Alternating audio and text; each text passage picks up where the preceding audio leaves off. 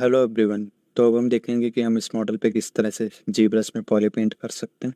तो जब भी आप जी ब्रश में किसी भी मॉडल पे पॉली पेंट करेंगे तो सबसे पहले तो आपको ध्यान में रखना होगा कि आपके मॉडल्स पे एक्टिव पॉइंट्स बहुत ही कम ना हो, क्योंकि अगर एक्टिव पॉइंट्स बहुत ही ज़्यादा कम होंगे तो जी ब्रश में जब भी आप पॉली पेंट करेंगे तो आपके टेक्सचर्स में उतनी ज़्यादा डिटेल्स नहीं आएंगी। और उसके साथ ही साथ आपको यहाँ पर कोई ऐसा मटेरियल यूज़ करना होगा जिससे कि आप अपने मॉडल पे जो भी टेक्सचर्स आप ड्रॉ कर रहे होंगे उनको आसानी से देख सकें। तो अगर आप चाहें तो आप यहाँ पर फ्लैट कलर को यूज़ कर सकते हैं, और या फिर आप चाहें तो आप स्किन शेड 4 को भी यूज़ कर सकते हैं। तो इस केस में मैं स्किन शेड 4 को यूज़ करूँगा, और इस मॉडल पे जितनी भी लेयर्स हैं मैं उन सभी को बेक कर दूंगा, जिससे कि हमें इस मॉडल पे टेक्सचरिंग करते टाइम किसी भी तरह की कोई प्रॉब्लम्स ना आए। तो मैं एक एक करके इस मॉडल की इन लेयर्स पे आऊँगा और बेक ऑल पे क्लिक कर दूंगा, जिससे कि इस मॉडल की सारी लेयर्स बेक हो जाएंगी।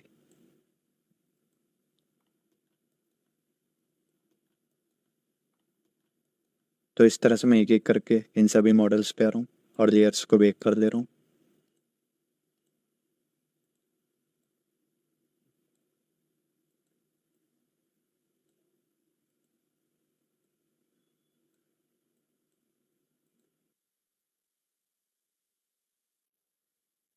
तो मैंने इस मॉडल की सभी लेयर्स को बेक कर लिया, और अगर मैं इन पैन वाले आइकन्स पे क्लिक करूँगा तो मैं इस तरह से अपने मॉडल के इन पैन्स को ऑन कर सकता हूँ, और या फिर इस तरह से ऑफ कर सकता हूँ। यहाँ पर मैंने शिफ्ट के साथ में प्रेस किया था, जिससे कि ये सभी इस तरह से ऑन या ऑफ हो रहे हैं। तो अगर मैं यहाँ पे इस तरह से कलर्स को चेंज करूँगा, क्योंकि ये सभी पैन यहाँ पर ऑफ हैं, तो ये कलर्स हमारे पूरे मॉडल पे इस तरह से चेंज होते हुए दिखाई देंगे। तो सबसे पहले मैं इस वाले पार्ट पे टेक्सचरिंग करना स्टार्ट करूँगा। तो मैं इस रेफरेंस में इसको यहाँ साइड में ला रहा हूँ,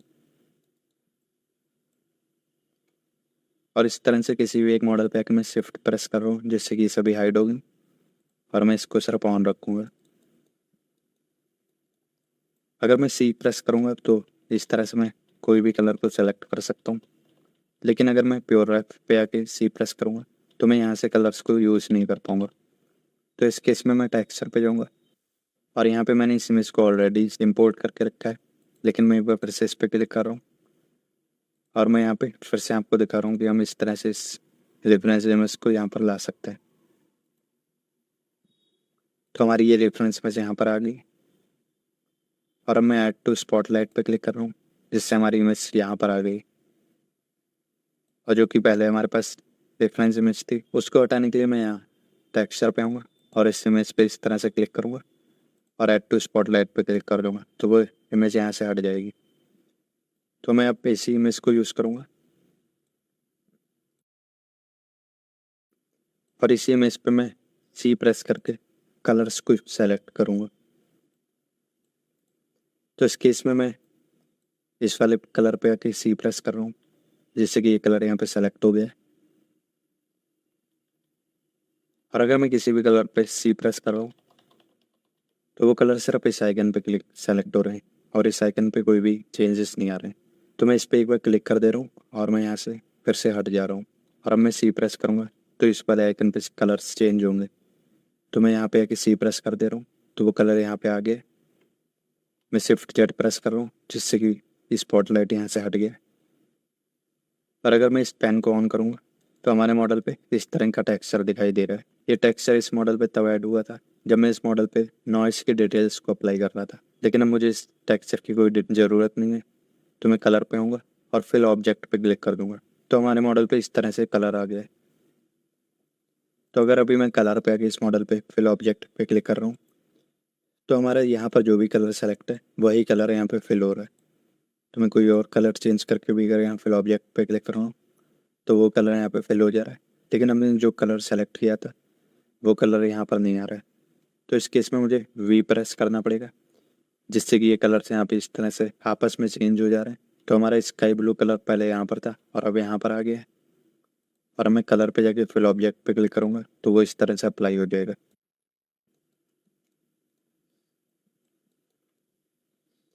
मैं इस पर क्लिक कर रहा हूँ, और यहाँ पे मैं सी प्रेस कर दे रहा हूँ जिससे कि ये कलर यहाँ पर आ गया, और इसको मैं थोड़ा सा इस तरह से डार्क कर दे रहा हूँ। और अब मैं यहाँ स्ट्रोक पे आ रहा हूँ और यहाँ पर मैं स्प्रे पे क्लिक कर दे रहा हूँ। तो मैं इस तरह से अपने मॉडल पे इन कलर्स को स्प्रे कर सकता हूँ। और यहाँ पे मैं अल्फ़ा पे क्लिक करके अल्फ़ा 07 या अल्फ़ा 08 को यूज़ कर सकता हूँ, लेकिन इस केस में मैं अल्फ़ा 07 को यूज़ करूँगा। और मैं इस तरह से अपने मॉडल पे कोई भी डिटेल्स बना सकता हूँ। मैं अभी के लिए फ्लैट कलर पे जा रहा हूँ और यहाँ पर मैं इन सेटिंग्स को चेंज करके आपको दिखाऊंगा कि इनको चेंज करने से हमारे टेक्सचर्स पर क्या इफ़ेक्ट्स आते हैं। तो अगर मैं इसको इन्हीं सेटिंग्स के साथ में यूज़ करूँगा तो ये कुछ इस तरह से चलेगा। और अगर मैं फ्लो को इस तरह से 1 कर दूंगा तो आप देख सकते हैं कि ये इसका शेप कितना ज़्यादा बड़ा होगा। और अगर मैं फ्लो को 0 कर दूंगा तो आप देख सकते हैं कि ये कितनी दूर दूर इस तरह से चल रहा है। तो अगर फ्लो इस तरह से 0 है तो ये इस तरह की हमें डिटेल्स देगा, और फ्लो अगर 1 है तो ये इस तरह से हमें डिटेल्स देगा। और इस केस में जो भी बाय डिफ़ॉल्ट वैल्यू थी मैं उसको यहाँ पर ले आया हूँ, तो ये यहाँ पर इस तरह की हमें डिटेल्स दे रहा है। और यहाँ पर मैं अल्फ़ा 07 को यूज़ करूँगा और यहाँ पर मैंने जी एड और जी सब को बंद करके रखा है और सिर्फ यहाँ पर RGB को ऑन रखा है। मैं यहाँ से इस तरह से कलर की इंटेंसिटी को भी चेंज कर सकता हूँ। तो इसकी इंटेंसिटी को जितना ज़्यादा चेंज करूँगा हमारे मॉडल पे उतना ही ज़्यादा कलर का इफेक्ट पड़ेगा। तो मैं इन सभी डिटेल्स को एक बार बैक कर दे रहा हूँ और RGB की इंटेंसिटी को थोड़ा कम करके मैं इस पूरे मॉडल पे इस तरह से इन डिटेल्स को बना लूँगा। मैं इसको एक बार बैक कर रहा हूँ और अपने मॉडल पे मैंने सिमेट्री को ऑन कर दिया है, जिससे कि ये डिटेल्स मुझे पूरे मॉडल पे एक ही बार बनानी पड़े।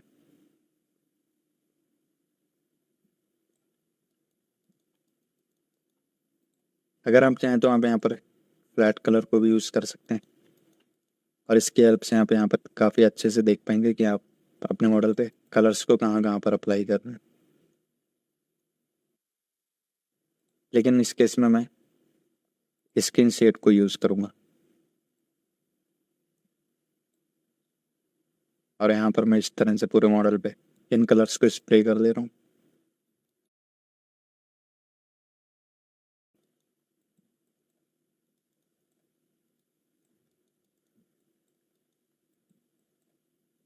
तो हम देख सकते हैं कि पहले हमारे पास एक फ्लैट स्काई ब्लू कलर था और अब हमारे पास में इस तरह से कुछ रैंडम कलर्स भी आ गए।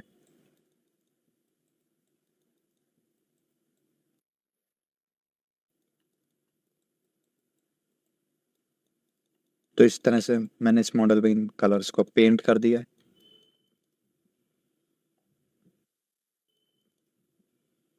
और मैं इस वाले कलर को यहाँ पर ड्रॉ करूँगा।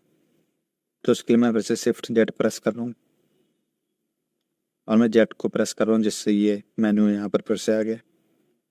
और यहाँ पर आकर मैं सी प्रेस कर रहा हूँ तो हमारा ये कलर यहाँ पर सेलेक्ट हो गया है। तो अगर मैं यहाँ पर ड्रॉ करूँगा तो ये कलर यहाँ पर आएगा।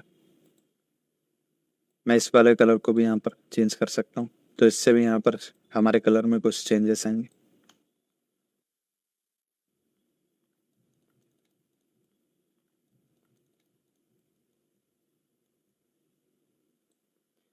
और अब मैं RGB की इंटेंसिटी को इस तरह से और ज़्यादा कम कर दे रहा हूँ और स्किन शेड पे आके मैं यहाँ पर इसको फिर से ड्रॉ कर दे रहा हूँ।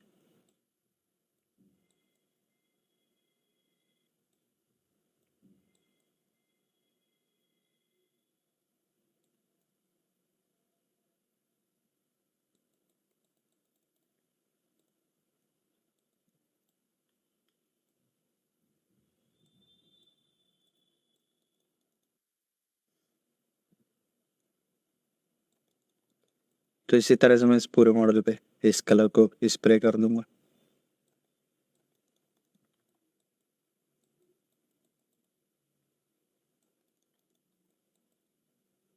और अगर आप चाहें तो यहाँ फ्लैट कलर पे जाके भी देख सकते हैं कि इस कलर से हमारे मॉडल पे कहाँ पर कैसा इफेक्ट आ रहा है।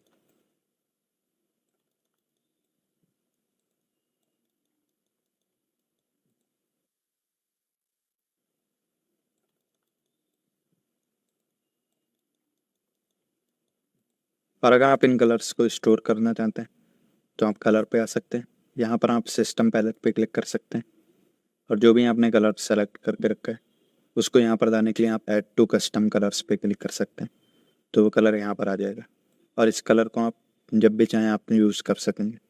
मैं फिर से इस इमेज को यहाँ पर ला रहा हूँ और यहाँ पे मैं इस कलर पे आके सी प्रेस कर दे रहा हूँ, तो ये कलर यहाँ पर आ गया। मैं इसको थोड़ा और डार्क कर दे रहा हूँ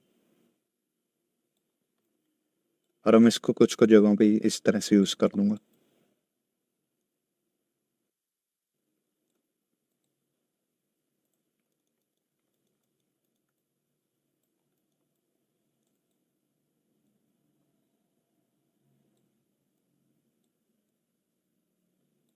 मैंने इस तरह से इस कलर को यहाँ पे सेलेक्ट कर लिया और मैं इसको यहाँ पर थोड़ा इस तरह ड्रॉ कर दे रहा हूँ। मैं इसकी इंटेंसिटी को थोड़ा बढ़ा ले रहा हूँ और अपने ब्रश के साइज को छोटा करके इसको यहाँ पर यूज़ कर लूँगा।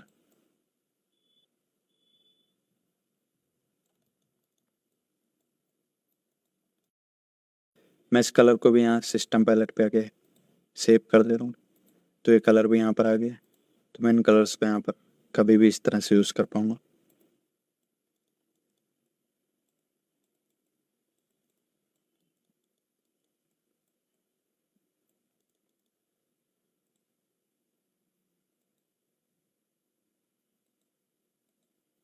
और मैंने फिर से सिस्टम पैलेट पे जाके इस कलर को सेलेक्ट कर दिया और इसको मैं थोड़ा इस तरह से कहीं कहीं पर ड्रॉ कर ले रहा हूँ।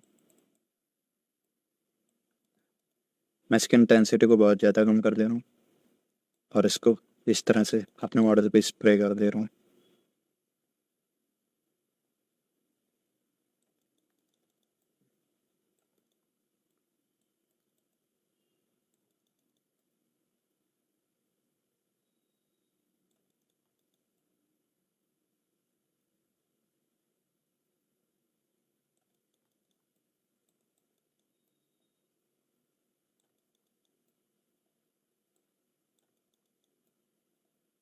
अगर आप शिफ्ट प्रेस करेंगे तो आप इन कलर्स को स्मूथ भी कर सकते हैं, लेकिन यहाँ पर आपको Z को ऑफ करना पड़ेगा, क्योंकि अगर Z यहाँ पर ऑन होगा तो इन कलर्स के साथ में आपके मॉडल के डिटेल्स भी इस तरह से स्मूथ हो जाएंगी। तो मैं Z को इस तरह से ऑफ कर दे रहा हूँ और अब मैं इस तरह से अगर स्मूथ ब्रश को यूज़ करूँगा तो सिर्फ हमारे मॉडल पे कलर से स्मूथ होंगे।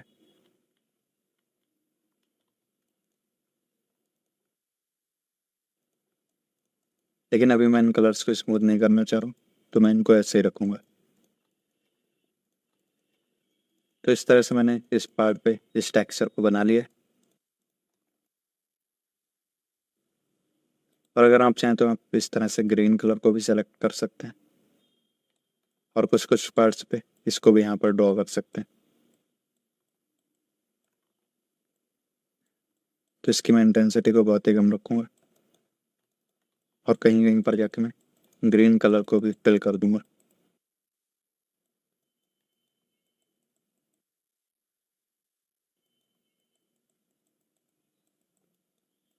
तो हमारे मॉडल पे इस तरह से काफ़ी ज़्यादा कलर्स का कॉम्बिनेशन ऐड हो जाएगा।